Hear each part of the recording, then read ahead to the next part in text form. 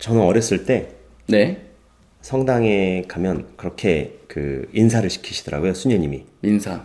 예. 저한테 예. 여기서도 인사하고, 아. 저기서도 인사하고, 네. 저기서도 인사하고, 네. 성당에 인사할 게 너무 많은 거예요. 아. 가운데 지나갈 때 인사해야죠.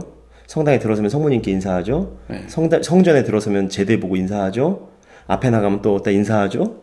그래서 이제 우리가 오늘 얘기를 나누는 거예요. 주로 우리는 성당에 들어서면 이제 인사를 하는데 네. 그 인사가 살아있는 관계성 속에 하는 인사가 있고 그리고 이제 공경의 차원과 경배의 차원에서 네네. 그 경배에 대한 표시를 하게 되는 경우가 있잖아요. 맞아요. 근데 이런 걸 약간 제가 사춘기 아까 질문을 이야기를 어린 시절 이야기를 한 것처럼 저는 그게 좀 헷갈렸던 것 같아요. 그래서 왜 죽어 있는 물체들한테 자꾸 인사를 하라 그러나 아, 막 이게 그게 막 좀 저는 반항심이 많이 잘못된 게 들었던 것 아닌가? 같아요. 예. 뭐 좀 비나이다 아, 느낌이고. 그쵸. 예. 그래서 청소년 때는 제가 그런 생각을 좀 했던 것 같아요. 그러다가 이게 물론 시간이 이렇게 자연스럽게 흐르면서 해소가 되는 부분이긴 합니다만 혹시 이제 우리가 뭐 신앙을 받아들인 지 얼마 안 된 청년이 혹시 이걸 보신다거나 거부감이 생길 수도 있겠네요. 네, 그러면 예. 그런 부분에 대해서 우리가 이제 그런 비나이다의 방식으로 이렇게 인사를 하고 있는 게 아니다.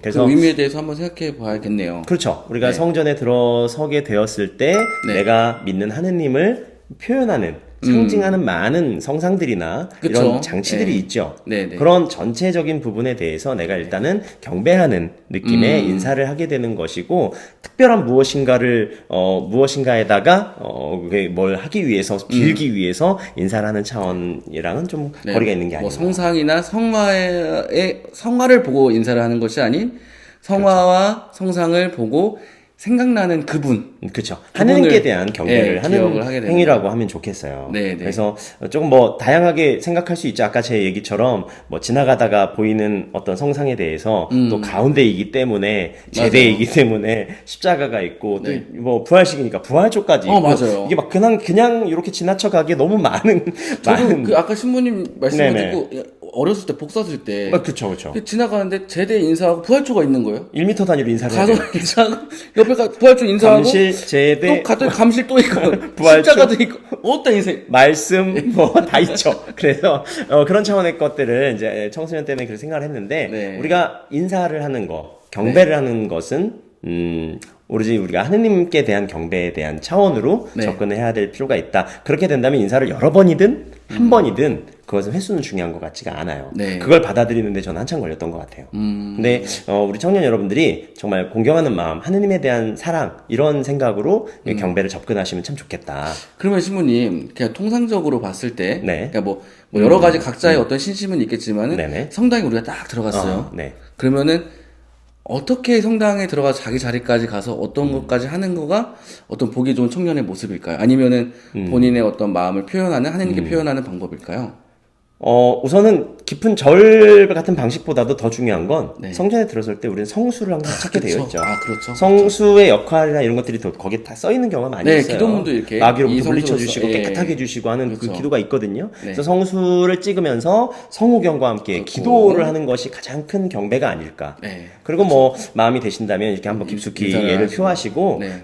이왕이면 가운데 쪽이 아닌 양쪽 통로를 가운데는 통해서 뭐 사제의 길이라고 하더라고요. 뭐 그렇게 해도 되어 예, 있으니까 거기는, 예, 뭐. 좀 조심스럽게 네. 좀 이렇게 침묵 속에 그쵸. 성전에서는 막두 이렇게 막, 예, 그거 너무 그렇죠. 그렇게 해서 민폐예요. 자리로 가서 네.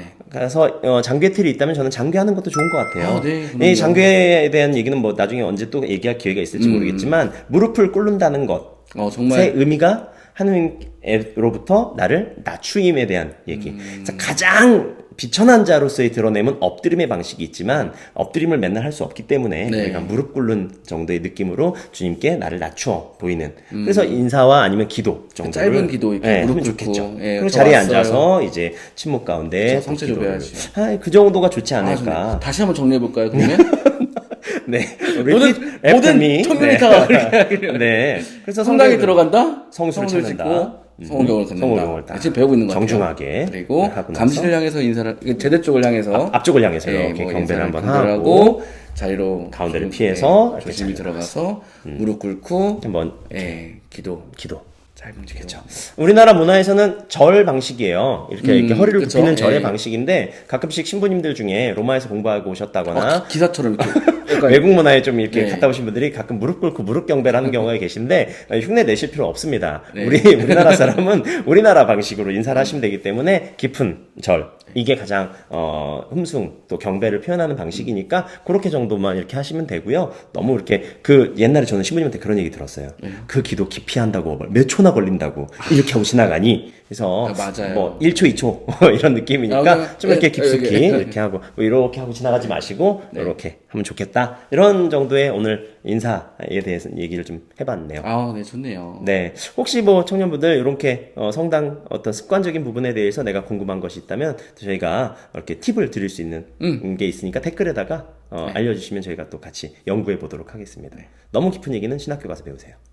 그렇죠. 성수도 그럴 건데. 그래요. 인천 플러스 이렇게 한번 또 다음 주제 때 만나 뵙도록 하겠습니다. 네. 안녕. 안녕.